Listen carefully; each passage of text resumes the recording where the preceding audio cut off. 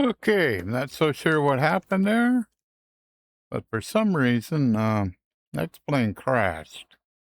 And I have a few extra things running that I normally don't run. Whether that was related or not, I'm not sure. But so once again, we are in Xplane 12.4.3 R2. And this is the final version, so the features that I'm going to demonstrate are what is in the final version. So we are right now in the hangar, and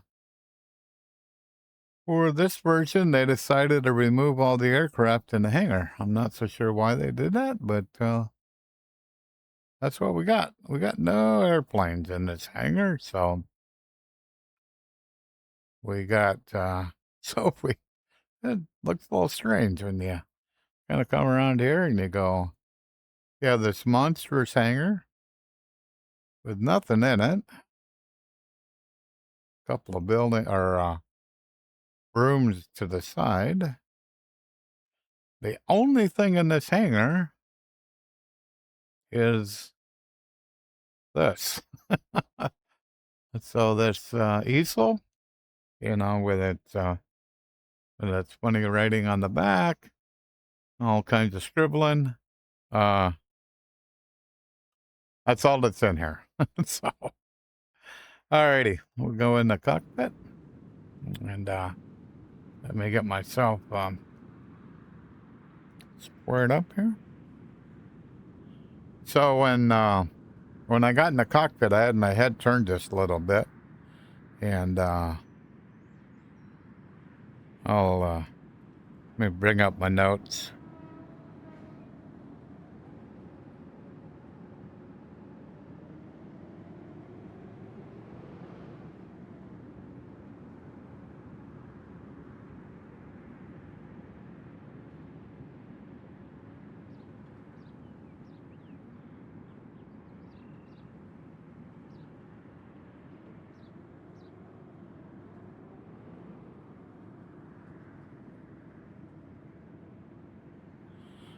Okay, so I'm using a Bigscreen Beyond 2E, so the eye tracking edition, and I am not using the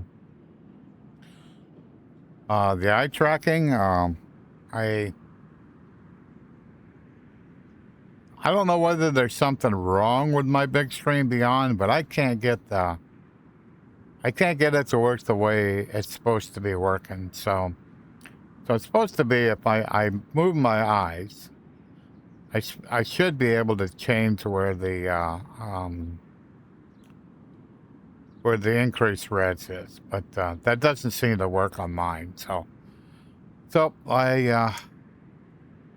instead, I just run mine at a higher res. So native res on mine is 2560 by 2560, and so you can see I'm running at 3560 by 3560. So I am running at higher than native res by quite a bit. So and that seems to work fine for me. So okay. So I'm also running the valve index controllers. Are we really recording here? We are. Okay. Oops. So I'm using valve index controllers, and I wanted to demonstrate proper operation. So if we go down to this knob here, we get close. So the tip of this controller, the tip, the one that you see the green laser coming out, that's how the VR controller should be represented in the cockpit here. So when I get close to the tip, it's going to highlight green, and where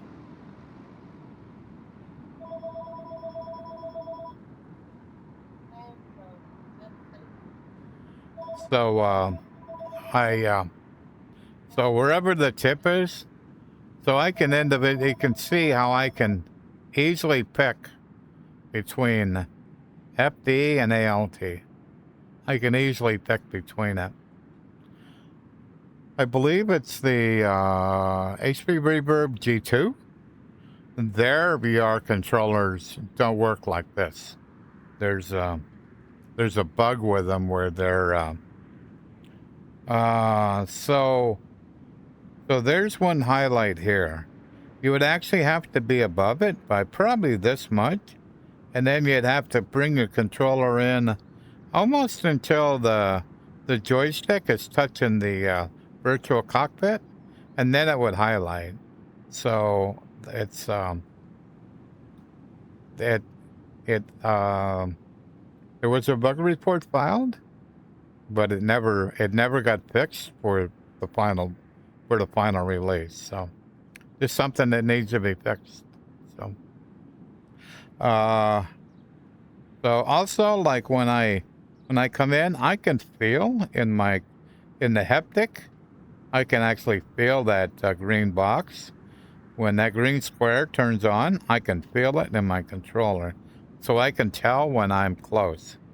Example, so if I'm down here in my trim wheel, I can actually I can tell, even though I'm not looking at my trim wheel, I can tell that I'm next to it, and I could actually make an adjustment. So the same way as so I'm gonna pull my yoke back a little bit. Where are we at? Oh, we're a little bit crooked. Oh, that's better. The yoke, because the engine isn't running, I have a force feedback yoke. It's shoved all the way forward. I can't go any further. So that's interesting. Why are you not working? Huh.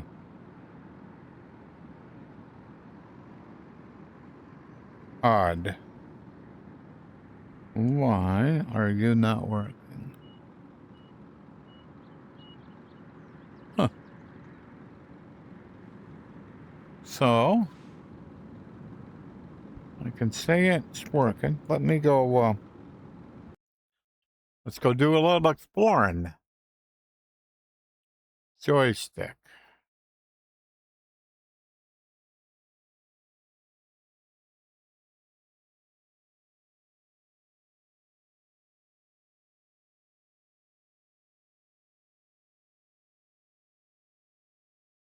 Hmm.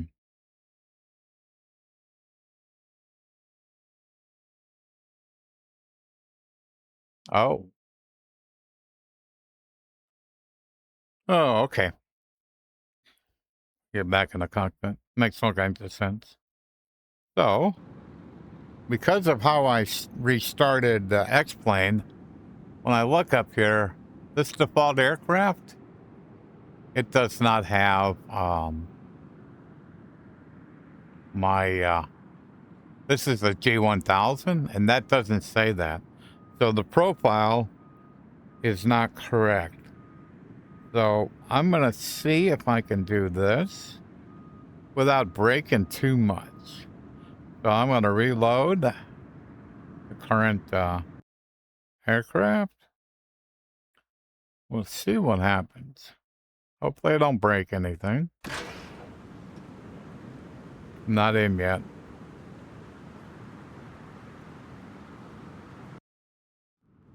Now I'm in. Nope. Didn't help. Nope. Didn't help. Oh well. That's life. Yeah, that's one thing I disagree with Fabian on his software is that for it to work correctly, it has to be started after X-Plane. So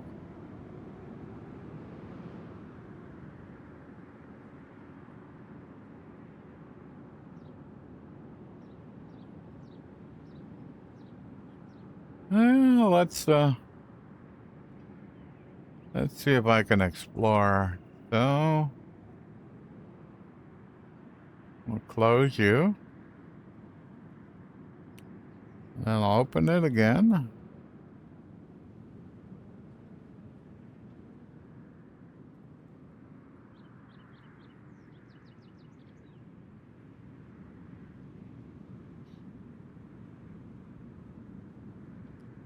Yep.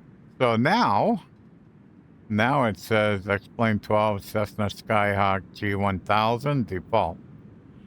So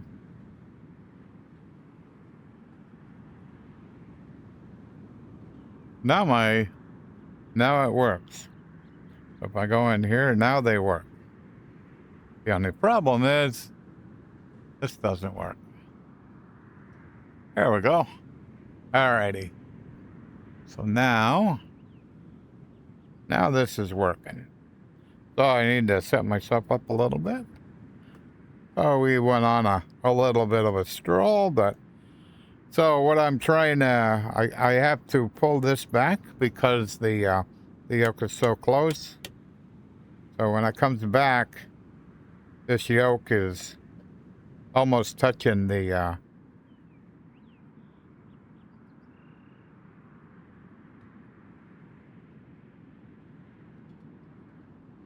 so we'll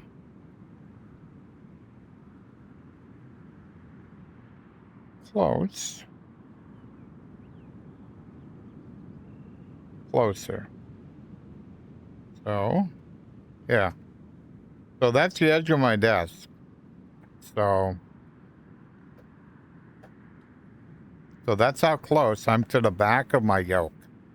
So that is pretty representative. So I can get to these switches, but I have to reach in behind my yoke.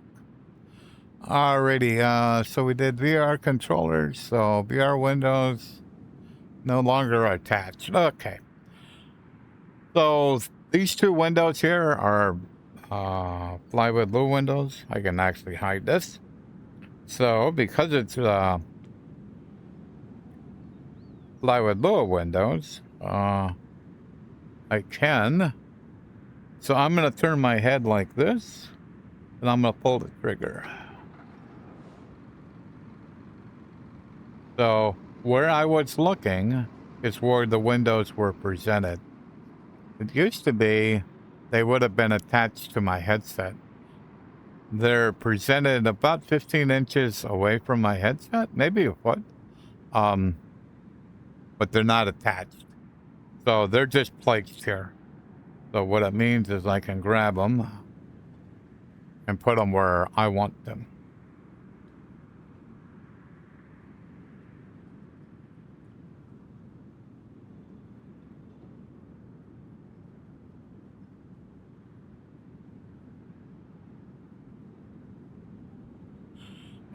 In previous versions, if I did this, basically highlighted this, pulled the trigger, it turns orange.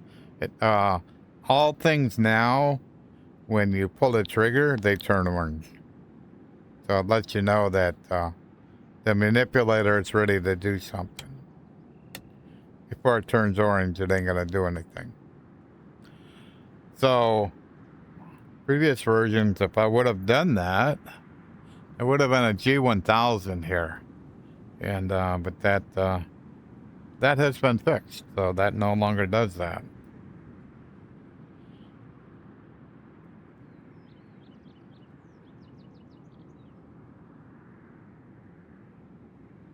Oh, so we can resize windows. So let me pick. I can pick this window.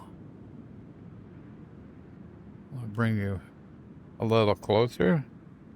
So up here, there is a minus, makes it smaller. A plus makes it bigger. And then you have this, which basically can resize the width of them. So sometimes you don't want the whole thing going up and down. You want to actually be able to, so in this case, we can make it pretty small. And actually make that one bigger. Whoops, I think I went too bigger.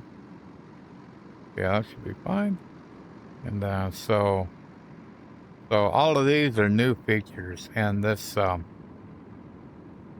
so this thing that goes around the old window, it stays there for a little while and then it disappears. So but if you bring the controller close, then it will highlight again. So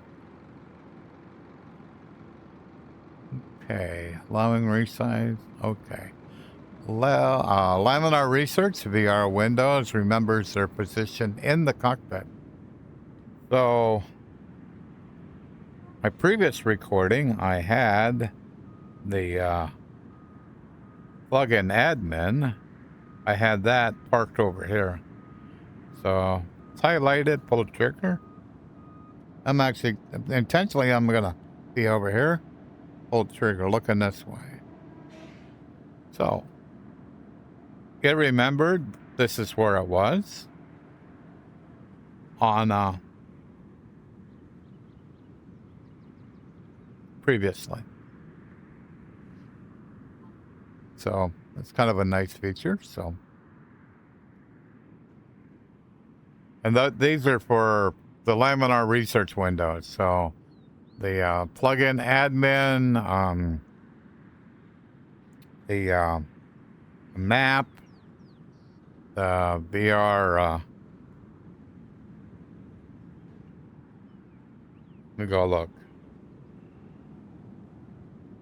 Yeah, so texture browser, micro profiler, VRM profiler, rain inspector, you know, all those windows, it will remember its position.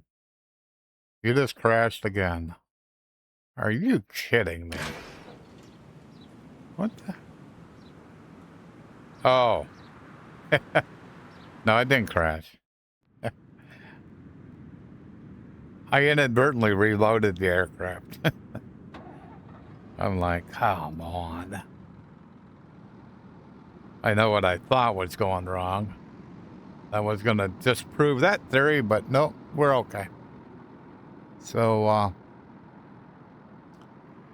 let me think. Allowing resize. Oh, so I'm going to bring up dataref tool.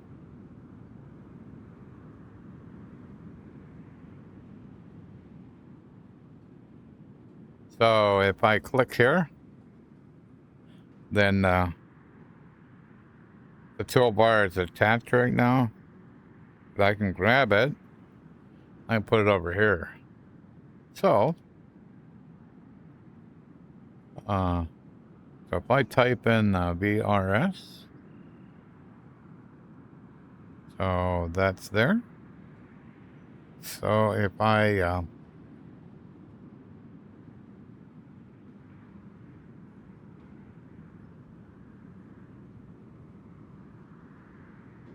going to pick a different.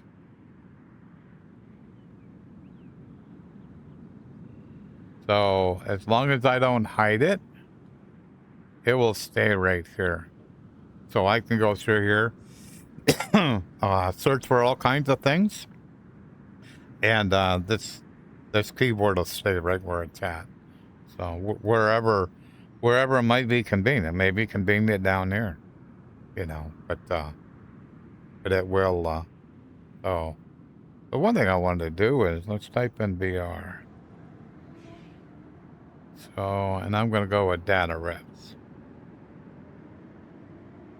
So it's hard to tell if all of them are related to virtual reality, but that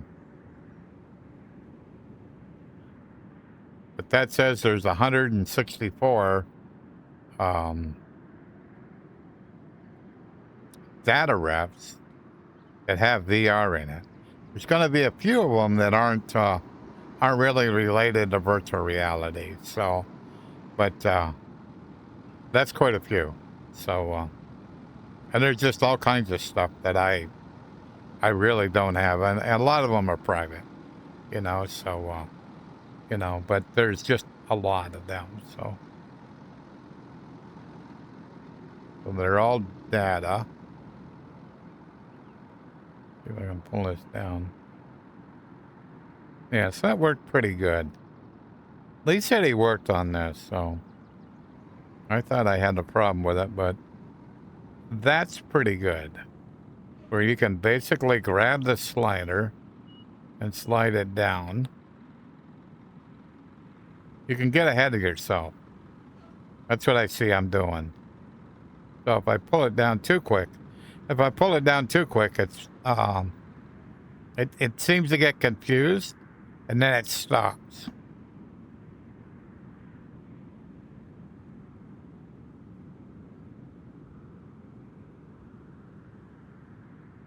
But that's pretty that's pretty slick. So new.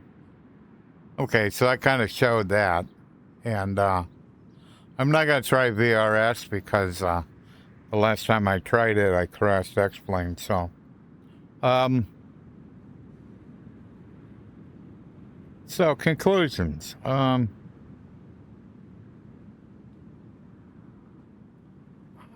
Other than eye tracking not working for me and my Bigscreen Beyond 2E, no, I'm happy.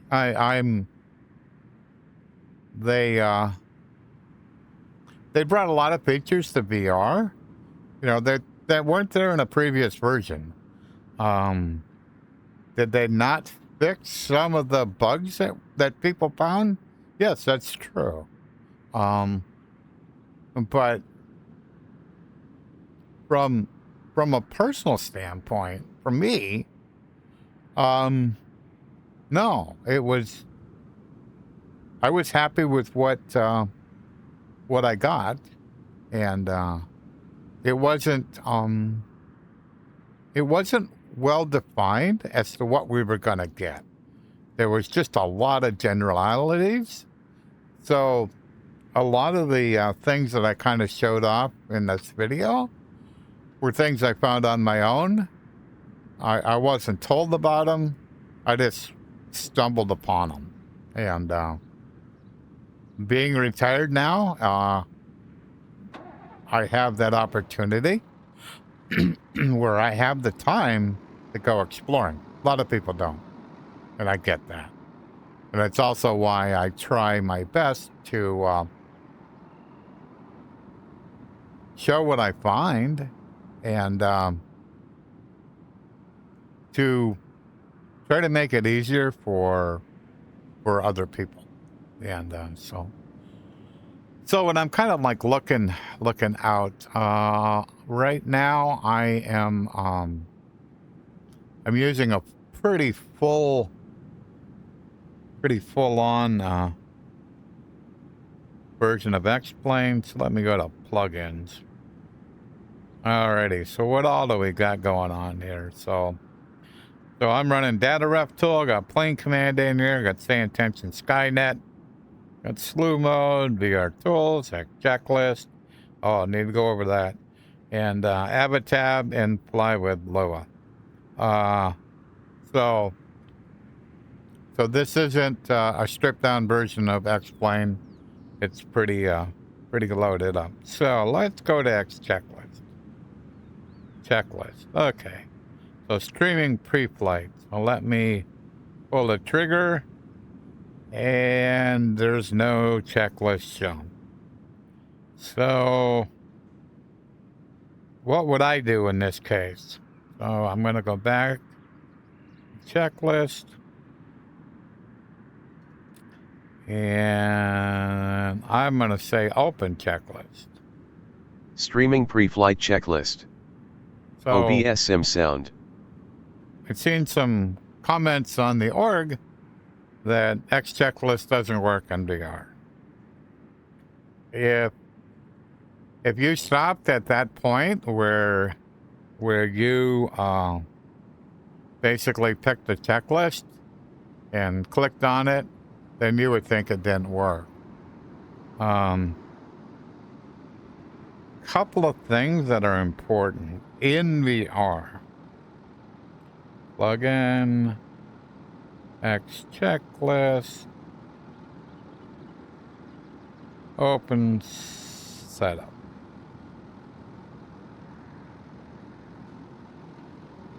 So this is kind of unique. This, my Xchecklist setup is a widget. Widgets generally don't work in VR, so this one I'm kind of forcing it to work in VR. So, and it clearly works. Here's what's important. I normally don't have this checked, so I don't necessarily want my checklist to show up as soon as I get in the cockpit. So I uncheck this.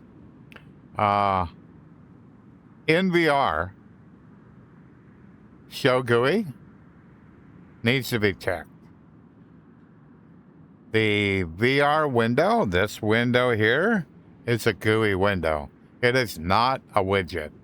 So show widget will only show in 2D. It will not show in VR. It's not made to. In the instructions, it should say that. If it doesn't, let me know.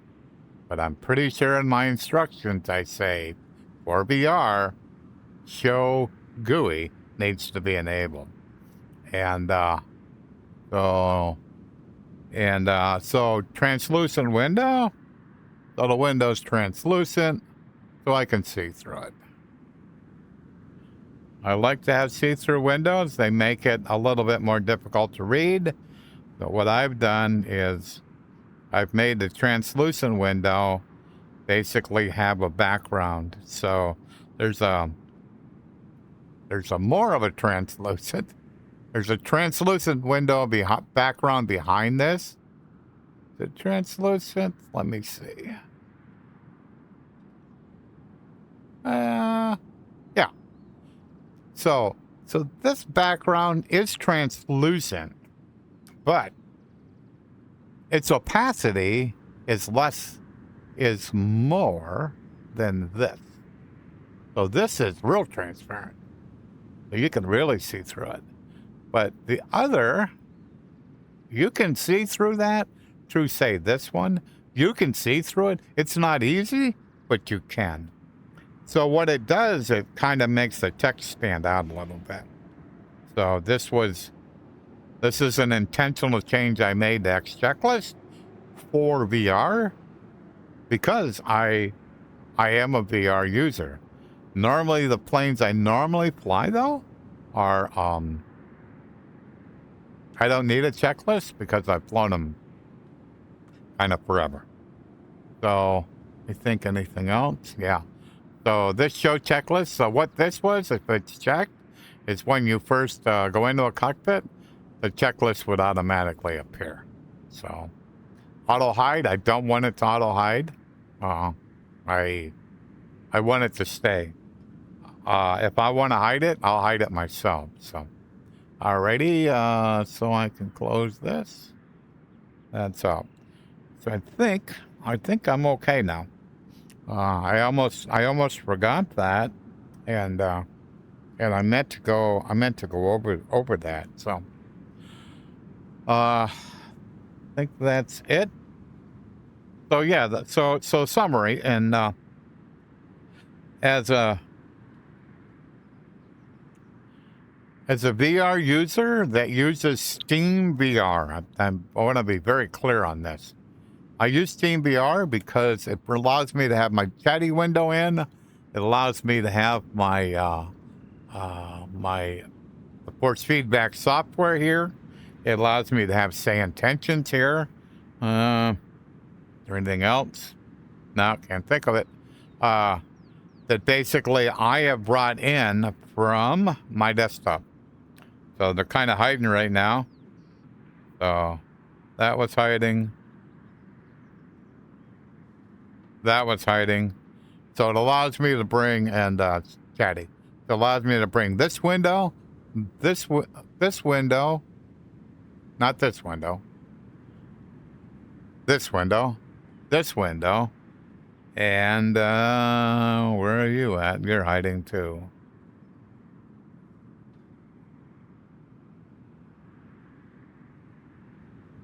Come on. And this window, it allowed me to bring them into my cockpit. So, it also allows me to do things like this, where I can basically look at my desktop and kind of check, especially when I'm streaming, I can basically look at my Twitch channel and go, is Twitch still working? You know, I can look at that and tell. So it's quite handy. So I know there's a lot of people that are on the firm belief that SteamVR, it doesn't perform well. Well, I'm not of that camp. It seems to work fine for me. I don't find any serious reasons that I would say, no, I'm gonna have to find other tools so I don't use SteamVR. No. I use SteamVR tools, and I don't find a performance impact that I can find because of it. So that's kind of my view on that. So we're using default scenery. I'm kind of waiting for SimHaven. Sounds like at the end of July. So at the end of this month, the SimHaven will be Pro will be released. I can't wait. So one other thing that's in passing here. I also have a Dream Air. I had very bad luck. My Dream Air decided it was going to quit working for me. So my Dream Air, the LED, there should be either a green or a blue LED. Neither one light up, so it's dead. So I reached out to Pimax yesterday, to their customer support, and I got an email, and I got like an automated response, you know, that it'd probably be a couple of days before they got back to me. I got an email this morning, and that my Pimax, the issue I had, they are going to use what it's called, let me say this correctly, send first, return later. So basically they're going to send me, because mine's pretty much a DOA, they're going to send me a new Pimax Dream Air, just like what I have. And then after I receive it, I have 5 days to get it back to them. And I thought, that's a fair deal. And I would, you know, I didn't have to front any money and extra money. You know, they're just going to send me one. And, you know, knowing full well that if I don't send it back, no, I'll be responsible for it. So of course I'm going to send it back because it's broken. So that was pretty good news, but it also means that I don't have a Dream Air to play with now. So, quite frankly, I'm quite very, very, very happy with it. And just an example. They're kind of here in the cockpit. I know pretty much all these buttons, so I know that's COM 1, COM 2, COM 3. But not every letter is what I will call sharp. And I'm basically setting in the normal place I set in a cockpit. And so on the Dream Air, on the other hand, those letters are sharp. There is no doubt it is a sharper display. It costs probably about, if I added in my audio strap, which I really should because the Dream Air that I have has audio. So my Bigscreen Beyond was probably, for the Bigscreen Beyond 2E plus the audio strap, it was probably $1,400-1,500. The Dream Air Lighthouse Edition was $22. So not a lot more money, but them screens there is no doubt those screens are better. I've used it long enough that I can say that without a doubt, those screens are better than what this is. And you're not talking about, what are you talking about? $700. So we'll say $800 more dollars. In the big scheme of things, that's not a lot. It's just not a lot. And I bought some gadgets for it to make it a little more comfortable. I bought a Apple Vision Pro head strap for it. And basically, I just had to have a 3D printed adapter made up for it, just small little thing. And basically just clips in place. It was pretty slick how it worked. So, but I'm happy, very happy. Okay, I think that's it for now. And I'll shove this guy up on YouTube. And Bill's impressions of Explain 12.4.3 release candidate 2 final. I'm happy. Have a great day.